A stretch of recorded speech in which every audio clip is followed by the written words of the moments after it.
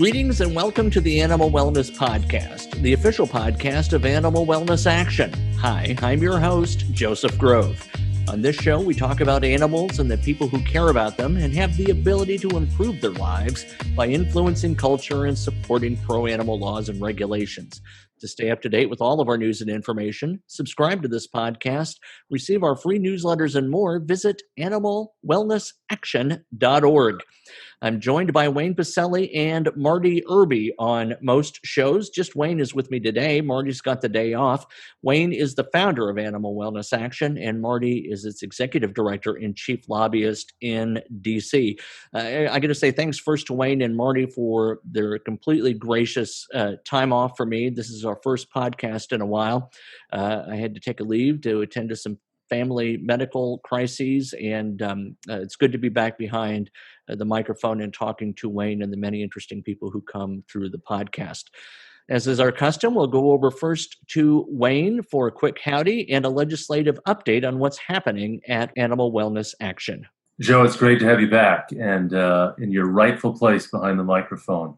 There has been a lot of action. I think it's very apropos for the rest of the podcast when we're going to bring horses into the equation in a major way and their role in the settlement of the country and their big role in America in the late 19th century. But the big news is really out of Kentucky, your home state, Joe, that Senator Mitch McConnell has introduced a bill this week that's a compromise bill to end doping in American horse racing. And on the same day that he introduced the bill, the House Energy and Commerce Committee, by a vote of 46-5, approved that same bill, readying it for House floor action. So we're late in the 116th Congress in the second term. Not many legislative days left. The election will interrupt the legislative work for quite a period. It looks like there's a very good chance that this legislation will be enacted. A big coalition of animal welfare groups and horse industry groups have said the time has come to end doping in American horse racing. So good work, sir, and to Marty as well. I know it's a team effort, and you have a lot of folks behind the scenes there helping you out as well. So bravo. And that does segue because horses do play a big role in the topic of our show today. And I'm really excited to have as our guest Dr. Ernest Freeberg. He is an American historian in 19th and 20th century American culture and is the Distinguished Humanities Professor and Departmental Chair of History at the University of Tennessee. He's written 3 books: The Education of Laura Bridgman, First Deaf and Blind Person to Learn Language; Democracy's Prisoner, came out in 2008, about socialist leader Eugene V. Debs, who ran for the presidency from behind bars, which, who knows, the way things are going, Dr. Freeberg, we might see that happen again. I mean, crazier things, well, obviously this has happened. And then finally, The Age of Edison, electric light, and the invention of modern America. So glad to have you here, sir. We're talking about your new book, A Traitor to His Species, Henry Bergh and the Birth of the Animal Rights Movement. As I said to you, sir, in an email prior to this, gosh, you're an incredible writer. I mean, you tell a story as beautifully as the story itself is interesting. So I really enjoyed my time with the book, and thanks for letting me get a copy of it beforehand. Sure, it's my pleasure. It was easy to tell a good story about Henry Bergh. He was really a fascinating character, and I think really one of the really underappreciated social reformers. I spent a lot of time talking to students about this time period. We think of this as an age of reform, but I think that the profound changes in human relationship to animals that occurred in this period is often left out of the conventional narrative of the way we talk about this time period. So it was I learned a lot myself in pursuing the story. How did Mr. Bergh come to your attention? What attracted you first to his story? It was the story of the Great Horse Flu of 1872, which started in Montreal and over the course of a year spread all the way to Nicaragua. And everywhere it went, the horses and mules in the area got sick, about 90, 95%, almost overnight very often. And as I describe it as America's first energy crisis, because it really entirely shut down the American economy in one place after another where this happened. And not only was it devastating to the economy, but people who were desperate to use their horses. I mean, it really made it clear to people how totally dependent they were on horses to move everything in the economy. You know, we think of this as the era of the railroad, but in fact, railroads themselves were completely reliant on horses to carry materials to and from the railroad and to move the railroad's trains around the yard and so forth. At any rate, so people were desperate to work these horses, even though they were sick with this flu. And when they did, the horses would develop a terrible secondary sort of pulmonary illness and often die a very painful death overnight.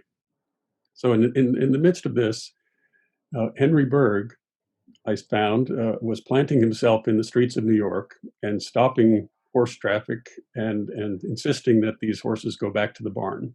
And many people felt he was, you know, meddling with property that didn't belong to him, or that you know, he was risking the lives of human beings who ought to be riding in these trolley cars and trains and so forth.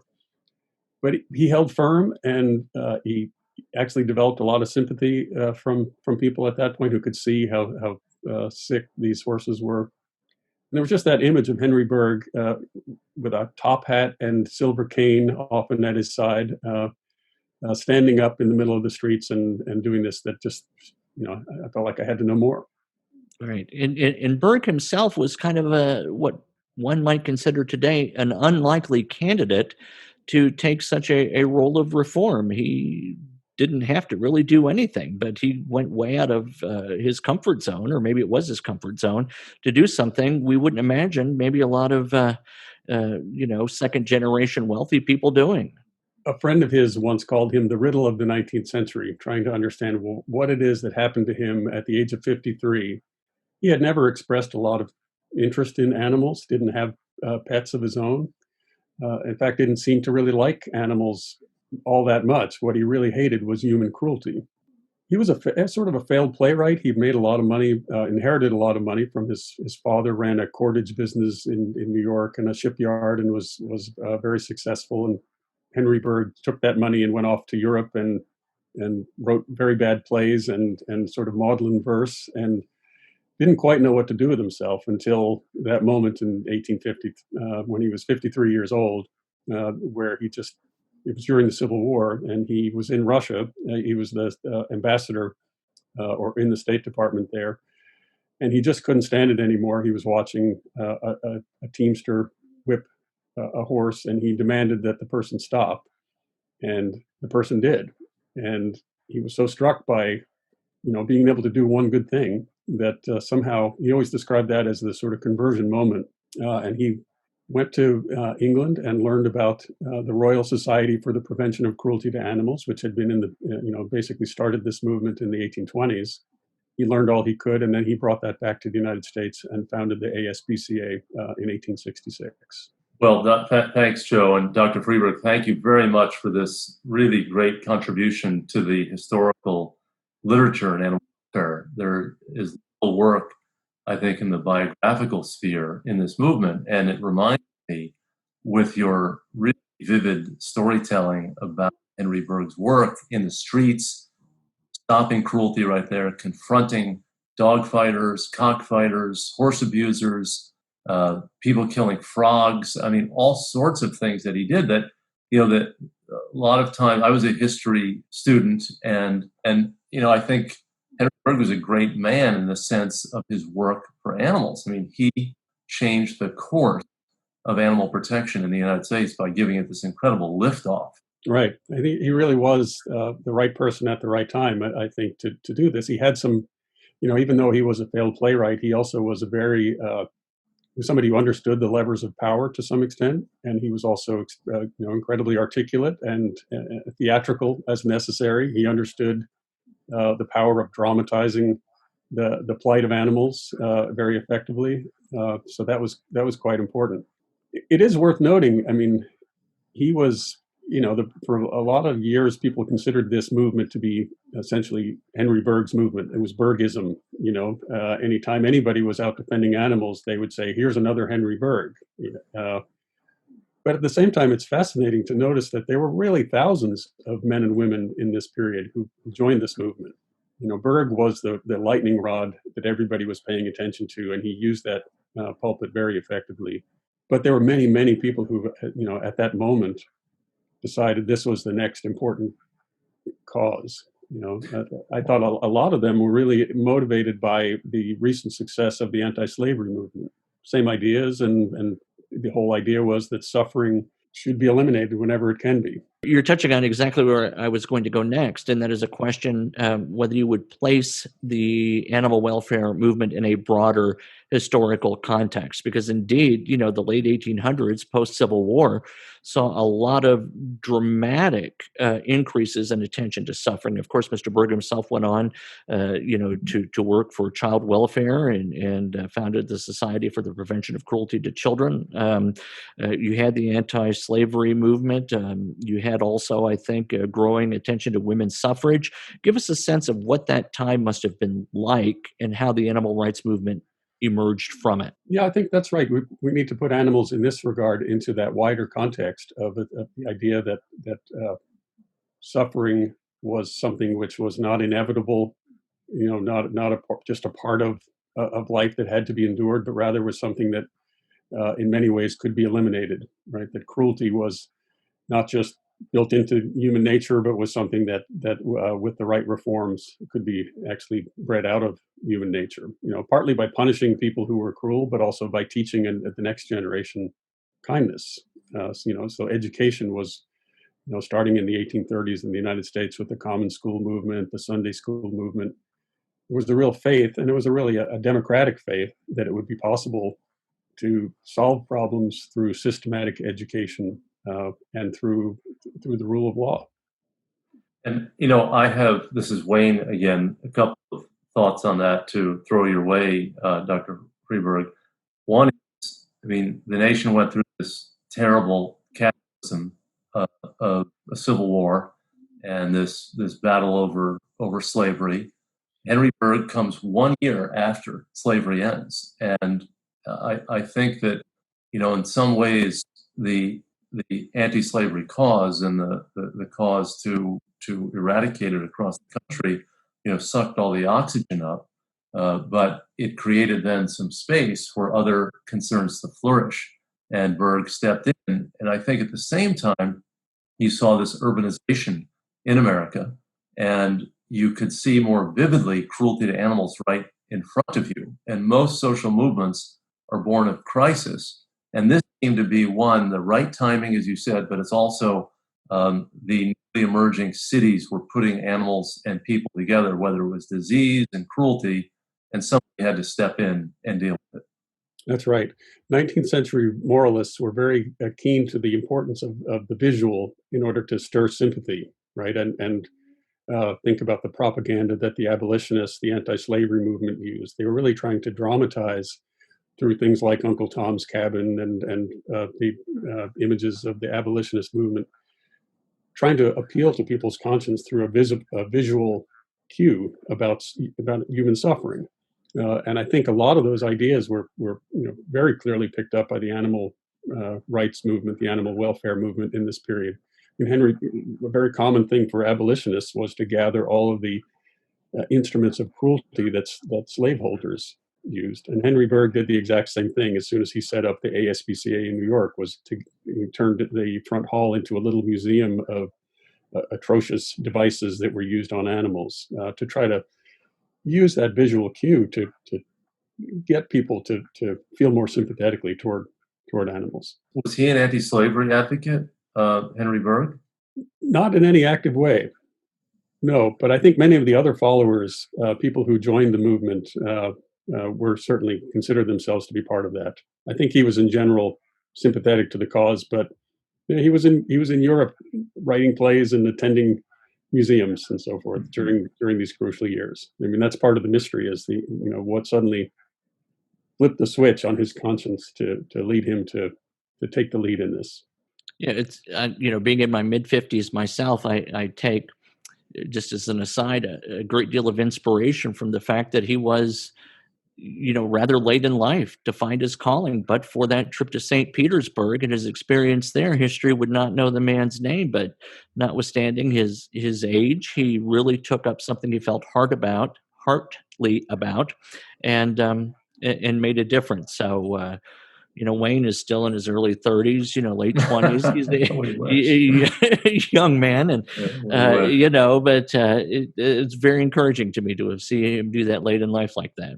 Well, and I also think that it's remarkable, Dr. Freeberg and Joe, to you as well, that here's a man obviously taking ideas that have been circulating in Europe, bringing them to the United States in an organized sort of fashion, creating an organization to advance this work. But he immediately goes in, and it's not just horses. I mean, he's involved in helping all animals. He's not an orthodox animal rights person in the sense that he's not a vegetarian or a vegan. He was concerned about slaughterhouse treatment, as Dr. Freeberg notes in the book. The meat pack in New York, which now has a very different smell and texture to it. But he was advocating for dogs. He was advocating against sports that cause injury to animals. I mean, to me, Dr. Berg, this is an amazing part of your story, is the breadth of his work. That's right. I think when the New York legislature passed this law, and when Henry Bergh stood up in Clinton Hall in 1866 and said, he asked really some of the leaders, mayor and the police officials and wealthy philanthropists. He said, look, we need to essentially issue an animal bill of rights and stop cruelty to animals. Nobody was in favor of cruelty, right? But the real key was that the law that as passed suggested horses, livestock, and so forth, and all animals.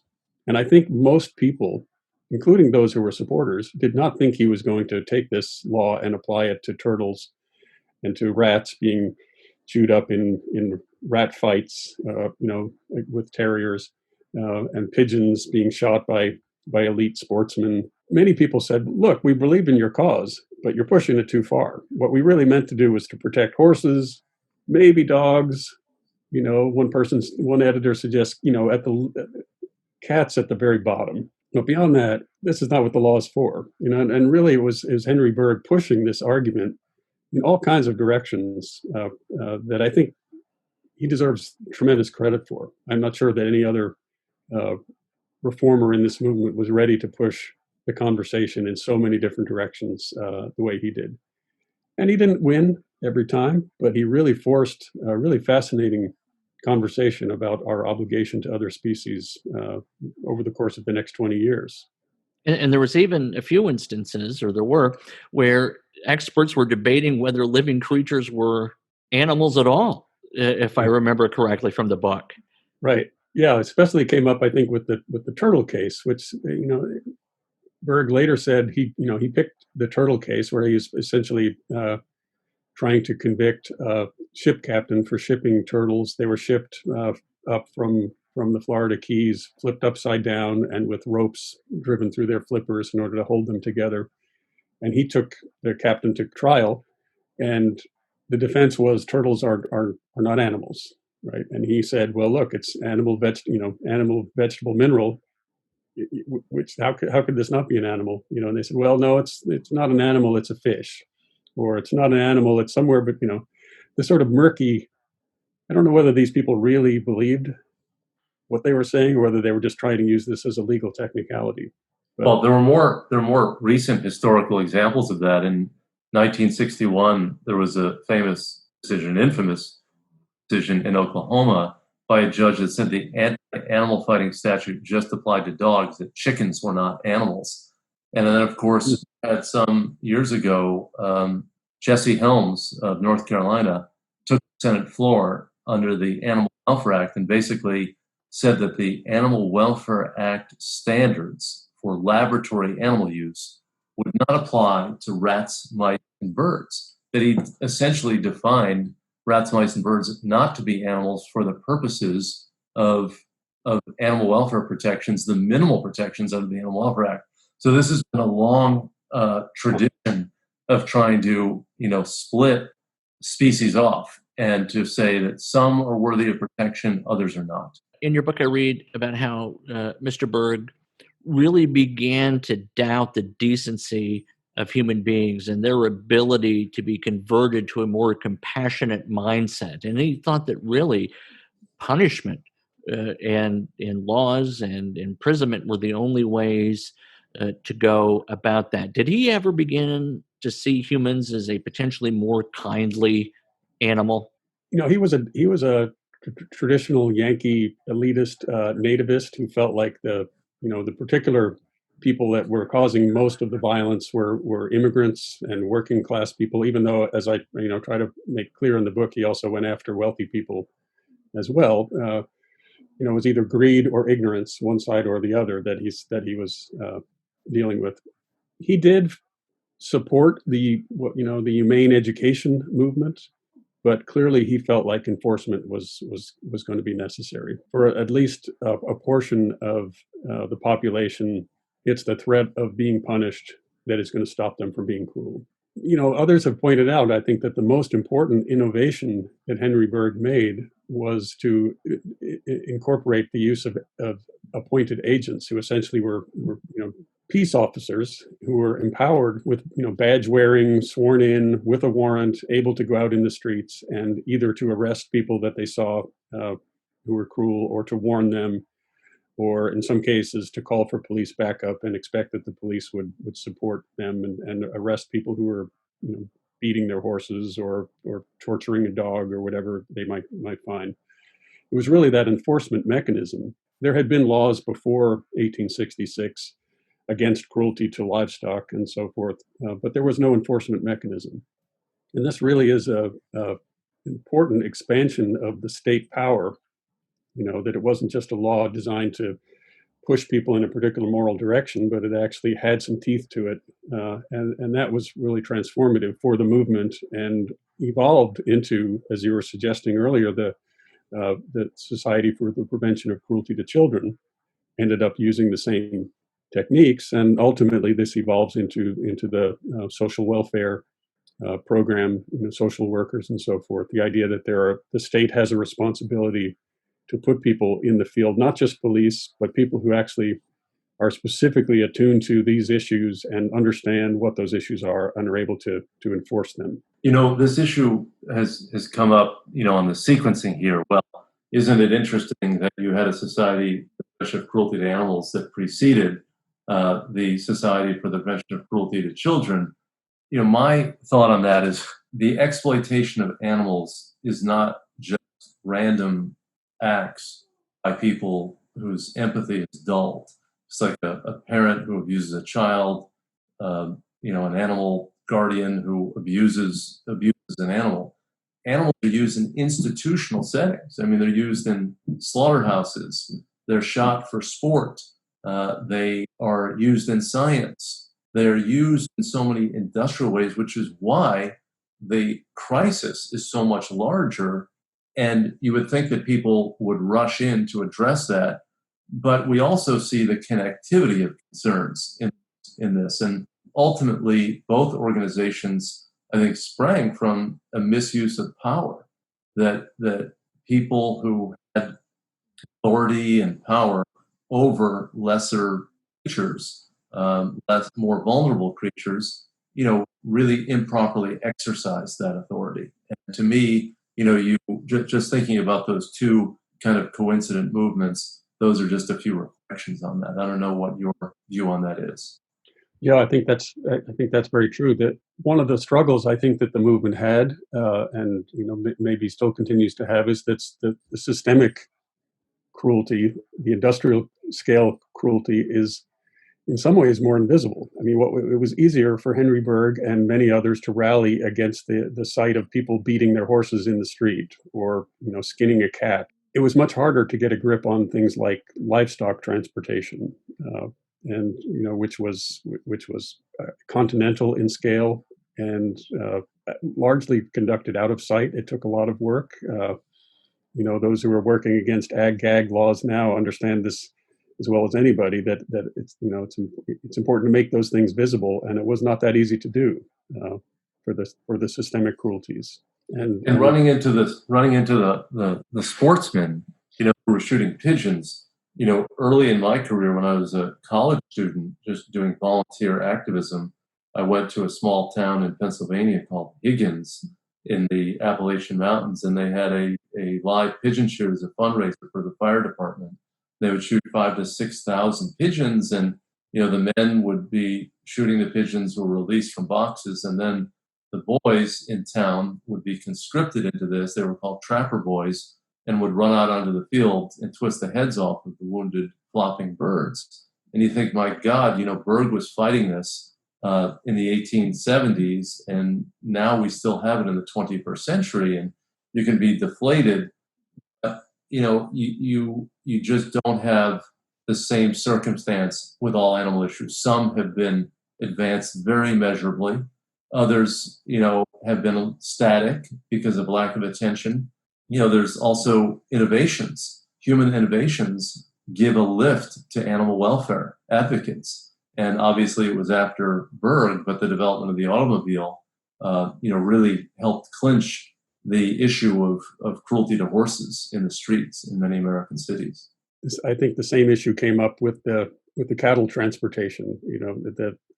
It's hard to think about the system that developed out of Chicago as being a reform, but at the time, the reformers, Henry Bergh and others, were applauding the fact that these livestock were being centralized and slaughtered closer to the area where they were raised, rather than having to then be shipped from Chicago over to eastern cities where they suffered tremendously without food and water for days and days often. It's hard for us to look back on that as, the Chicago meatpacking system as something that's more humane. But so I was fascinated to learn that the humanitarians were concerned about trying to encourage people to try eating meat on ice shipped from Chicago rather than butchered in their local neighborhood as a humane reform.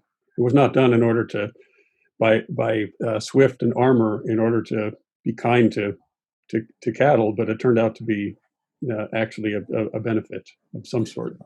I've had a little theory, and I run it by both of you, Joe and Dr. Freeberg, that when cruelty is right in front of you every day, as it was with the stockyards and slaughtering operations in cities, you become a little more dull to it.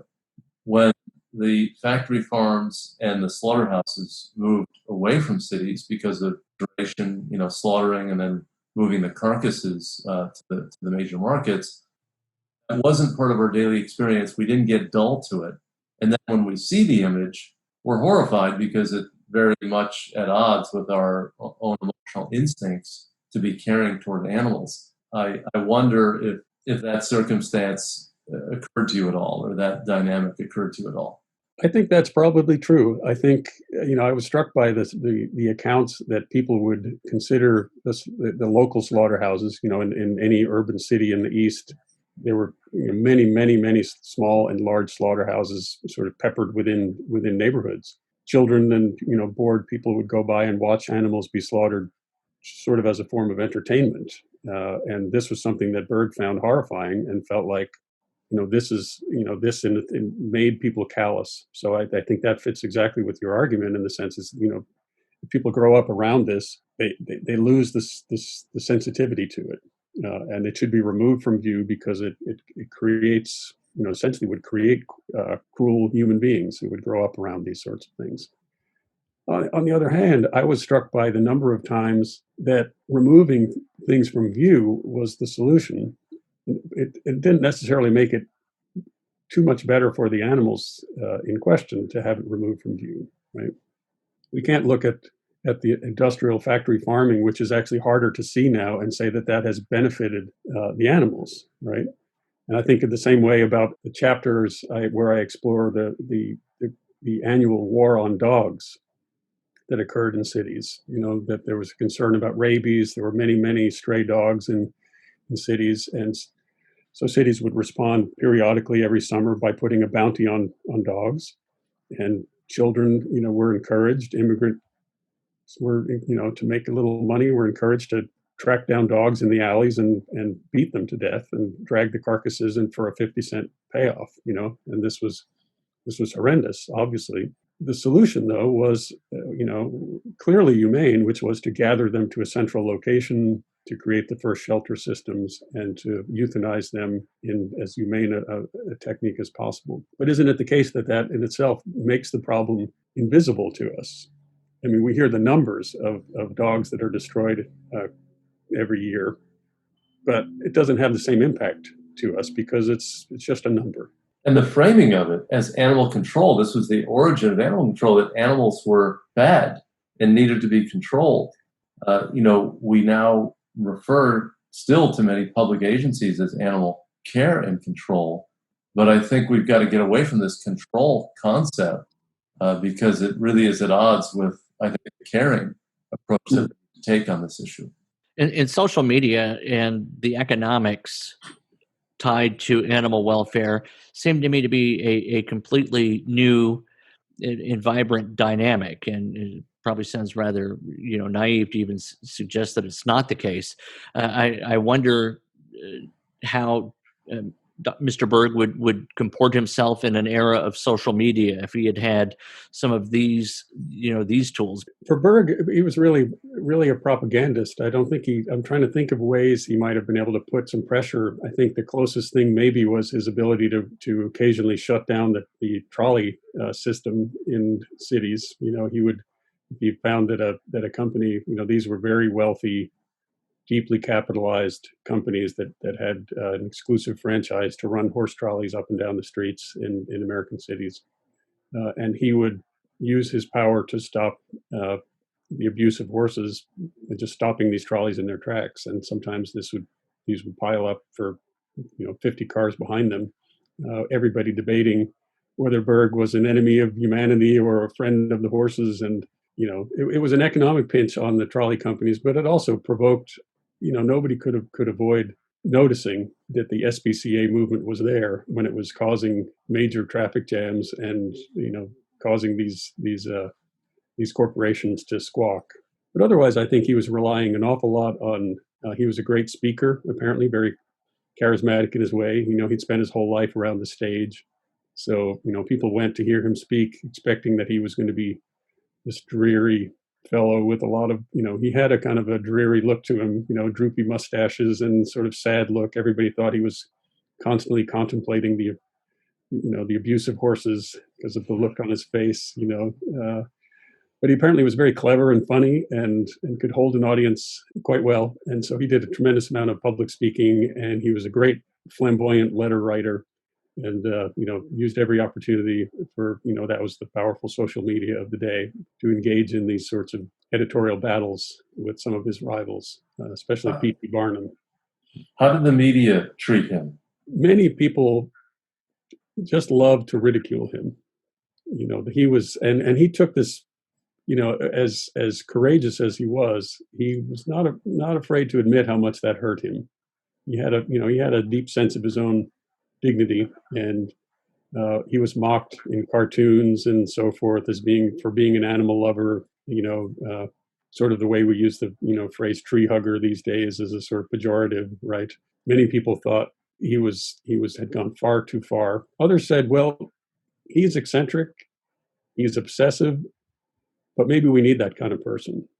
That we may not agree with everything he does, but he's at least making us think, and he's right often enough that we still respect him. There were movements periodically to ban the ASPCA, to take away its charter, or to take away its power to enforce the law by removing these agents who were in the field doing the arrests. And Bergh had to really rally public opinion at that point. And there were a couple times when it really came down to just a few votes in the New York State legislature about whether the ASPCA would survive past its first few years. But he was able to rally that. Even people who thought he was a little bit crazy recognized the truth in much of what he was doing. and he was were really fearless. Yeah, I mean, taking on Vanderbilt and the uncle of Theodore Roosevelt, for example, right. one of the great patricians of New York City, and Mr. Barnum, probably the best known entertainer of the day. I mean, he had some serious cojones to really wage a lot of those battles, and it seemed to me as I read the book that the greatest moment of uncertainty was when he was waging his campaign against the pigeon shoots, the pigeon contest, where he really felt himself against the boundary of what a patrician society would allow him to get away with. How do you see his battles eventually weighing on him, and where did he draw the line? One of his first and most important foes early on was Kit Burns, who was the organizer of dog fights and the rat pit and so forth. And he was accused often of picking on poor people, and he was very sensitive to that, and really felt like it was important, even though he was himself a patrician and an elitist in many ways, and he understood the ways of the wealthy in New York and the channels of power. It was really important to him that people understand that he was defending animals against both the abuses from the rich and the poor. And I think that the pigeon shooting was just one example of that, where he went up against James Gordon Bennett Jr., really the most powerful editor in New York City, who was also a sportsman and kind of a playboy, and brought a lot of exotic sports to. Apparently, he brought polo and yacht racing and so forth to America. But he also was interested in pigeon shoots. These, that Wayne was talking about, these thousands of animals being shot down for target practice. This was popular entertainment, and it was done by elite sportsmen with real skills of marksmanship. And Bergh took them on, and it was not easy because they were extremely powerful, and he didn't think he would necessarily win. He did ultimately compromise and allow pigeon shooting to be by sports clubs to be an exception to the rule. It was like the one place I could really find in the record where he kind of flinched against popular opinion, and I'm sure it had to do with the fact that he was going up against people where he thought he would lose. And these were the kind of people who were likely to make donations to the ASPCA. They certainly made it clear to him that he was crossing the wrong people. Ultimately, it was just the horrendous carnage of those pigeon shooting contests that led the state legislature to finally put a stop to it. Although, Wayne, you're suggesting they didn't. In a few states, it still goes on, unbelievably enough. But one of the other things, Dr. Freeberg, that strikes me as another high hurdle for him, Bergh, in your outstanding book, A Traitor to a Species, that this was still a period when women didn't have the right to vote. There was a clear gender disparity. And if you look at the contemporary animal protection movement, female participation is enormous relative to male participation.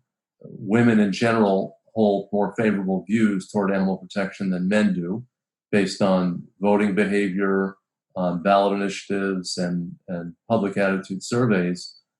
And you had a few women like Caroline Earle White, who helped form the Anti-Cruelty Society in Philadelphia. But Bergh was taking on the male establishment, and he was doing it as a man without as much support from women as he would have had if they had been fully enfranchised. Yeah, that's true. That's a good point. I think there was a lot of discussion here about what manliness is. Historians always look at just about any point in American history and see a crisis of masculinity. But I think, Wayne, this gets to your point about the urban nature of these issues. I think a lot of American men felt like pigeon shooting and other sorts of sports like this were a way to get in touch with a pioneer American self that was fading. Right? Think about Theodore Roosevelt, who was himself such an enthusiastic shooter of animals, and clearly is sort of a poster boy for that kind of crisis of masculinity. both committed to conservation, but at the same time committed to the right to and the value of hunting, right? Versus others, other men at the time, Bergh, one of them, who suggested that there's something fundamentally immoral and in the language of their time, unchristian or irreligious about shooting pigeons or shooting any of God's creation, right, or destroying anything like that needlessly. The animal welfare movement really got caught up in some very fundamental questions about what American men should live like and what their values should be in an urban environment. And that goes on today. I have a friend who apologized to me before telling me this because he knew of my stance on the issue. But he said he took his son out, teenager, hunting to shoot a deer because that's a father-son rite of passage in his culture. And fishing, I was always a city slicker for never wanting to go, fish. That it still endures, doesn't it? Sure. One of the most absurd lines of defense for pigeon shooting, I thought, was the idea that this was going to help a generation of young men become better marksmen in case the United States ever got invaded. Right. Yes. Well, another great New York humanitarian, Cleveland Amory, who founded the Fund for Animals in the 1960s, he said that man. He used that term. He said, man has an infinite capacity to rationalize his cruelty.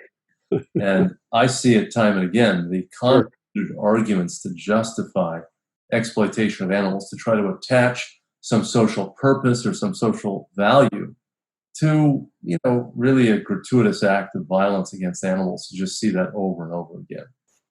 Well, let me ask you about this, because one of the things I found really fascinating, this reminds me of the exploration I did with P.T. Barnum and Henry Bergh's debates with Barnum, where Barnum, far ahead of we now think about zoos and maybe more responsible natural history exhibits. Barnum crammed an incredible range of wild animals into his American Museum in downtown New York, and cut a hole in the floor in order to allow a giraffe to be able to stand there, and put a hippopotamus in the basement, and whales in tanks, and the question emerged out of this whether this was, as Barnum suggested, a great public service that made people more aware of and sympathetic to nature by being able to expose them, versus Bergh's really abolitionist argument, which said this is completely unacceptable, and these animals should be either humanely killed or sent back to their native environments. We have no business doing this to them, right? Again, it seems like the first salvo in a conversation that's still with us today, and although technology has changed this in many interesting ways. I think that many of the accredited zoos in the United States would condemn that sort of display of animals as truly exploitative, not proper animal care, what the origin captured in the wild and then shipped to the United States has many parallels with obviously chattel slavery and taking these creatures from their native places and putting them on display. In fact, in 1906, the Bronx Zoo put a human on display, a pygmy named Otabanga, and it was a human in a zoo setting, which remains, as a historical example of how far people will go without limits in terms of laws and legal standards. Yeah. Dr. Freeberg, how has your own perspective to animals and your understanding of their needs changed as a process of writing this book?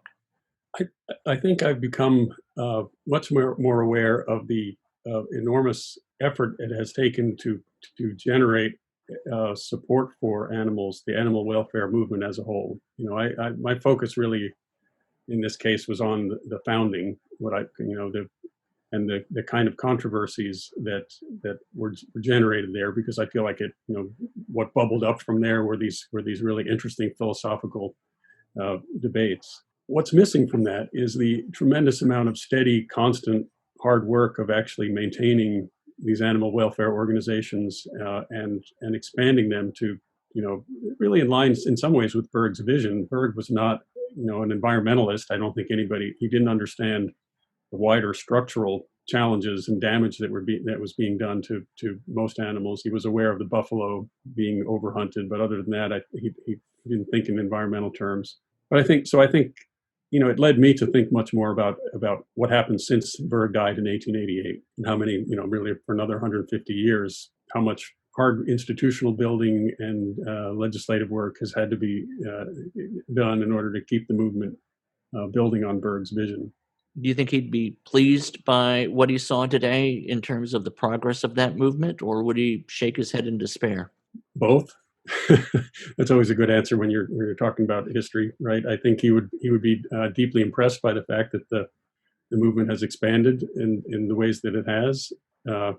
At the same time, it's hard not to look at some of the fights that he fought in the 1870s and 80s and not see that we're fighting different versions of the same battle. Wayne, you would be a good person to weigh in on that as well. Well, I agree with Dr. Freeberg. I mean, the scale of animal protection advocacy, the professionalism in the field, with literally hundreds of organizations with paid employees and then thousands of organizations driven by volunteerism, made by participation and number of donors, one of the top movements in the United States. You only need a movement when you've got a big problem. So the presence of that large movement is itself an indicator of the scale of the exploitation. And, I go back often to Steven Pinker's book, The Better Angels of Our Nature, where he talked about human society and whether it's gotten more humane or more violent or less violent, more violent.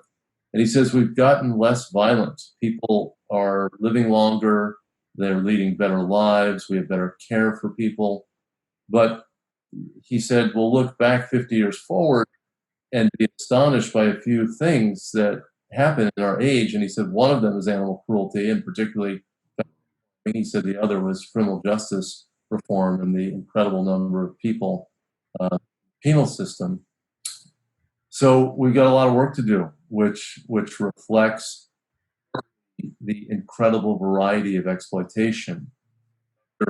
Freeberg's work, again, a traitor to his species, which is the book what somebody called him because of his work. This was remarkably foresighted work that this guy was doing in the late 19th century. It's just amazing to see Dr. Freeberg's accounts of him working on so many issues. And that problem still plagues the animal protection movement. So many varieties of exploitation, with people profiting, getting money, and having jobs tied to that exploitation, which makes it a difficult setup, because you're basically saying, okay, we're going to sacrifice some economics in theory in order to do right in the world, and that becomes a difficult task for the reformer to prevail in. Dr. Freeberg, as we get to the end of our interview, I'd like to ask you to look back at the culture in which Mr. Bergh did his work. Compare that or contrast that with the time we are in now. It seems to me we're in a period where Black Lives Matter, the increasing attention we're paying, between, the haves, the have-nots, the income inequality. Do you see any parallels as a historian between the late 1800s and the early 21st century? Well, many people have drawn connections between what we, sometimes talk about as the modern Gilded Age and the age of Bergh, and economic disparity, issues of racism and ethnic conflict and urban problems, very much were first being tackled in this period. And you get a sense that we're back to a renewed attention to those, or at least an anxiety about those in the years ahead. That it took a while, but the progressive era that sort of evolves out of this, that picks up some of the animal welfare ideas and certainly expands the social welfare network through the late 19th and early 20th century. I think, we may be headed in that direction with a renewal of attention, new focus on a broader empathy and more democratization. Let's hope so. There are people who say that Henry Bergh was a racist, a nativist, that he was focused on the Irish and the Italians and other newly arrived people, bringing some of their traditions of animal use into the United States. It's a complicated question. I mean, I wonder if you might unpack that a little bit, because we have that as a contemporary debate, that people say, oh, our attempts to stop cockfighting, are focused on stopping people who bring that tradition into the United States. I mean, I don't think of Bergh, while he may have said racist things behind the scenes, I don't know. I think that he was very broad-minded in his opposition to cruelty, and he was prepared to take on patrician, multi-generation Americans, as well as newly minted Americans, in the forms of their cruelty to animals. That's absolutely right. And he certainly was as like many Yankee patricians at the time, he was concerned about, especially the Irish, and considered that American democracy was threatened by city machines and so forth, and the corruption at the ballot box, that kind of thing. But you're right. He considered cruelty to be something which was not a matter of any particular class. And he went way out of his way to make sure, he was deeply bothered by the claim that he was picking on one particular group or another. He called out, whether it be Jewish butchers and kosher practices, or Irish practicing dogfighting, or it was Vanderbilt and his treatment of his horses. It didn't really matter. He was on the side of the animals, and felt like both rich and poor were quite capable of cruel behavior that needed to be stopped. All right, thank you. Our guest has been Dr. Ernest Freeberg, author of several books, most recently A Traitor to His Species, Henry Bergh and the Birth of the Animal Rights Movement. It's available now wherever you buy all your fine hardcover books. It's a delightful read, very vividly written.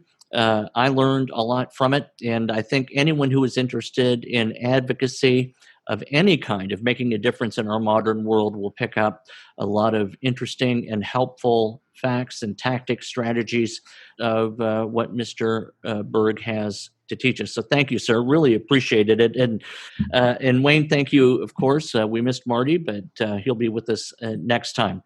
Thank you so much for listening to the Animal Wellness Podcast. Be sure to visit animalwellnessaction.org for all of our news and information, and to sign up for our news alerts. You can find us on Facebook and Twitter, and we invite you to subscribe to this podcast on iTunes, Podbean, Stitcher, Spotify, wherever you get your podcasts. I've been your host, Joseph Grove, and we'll be back soon with another episode of the Animal Wellness Podcast.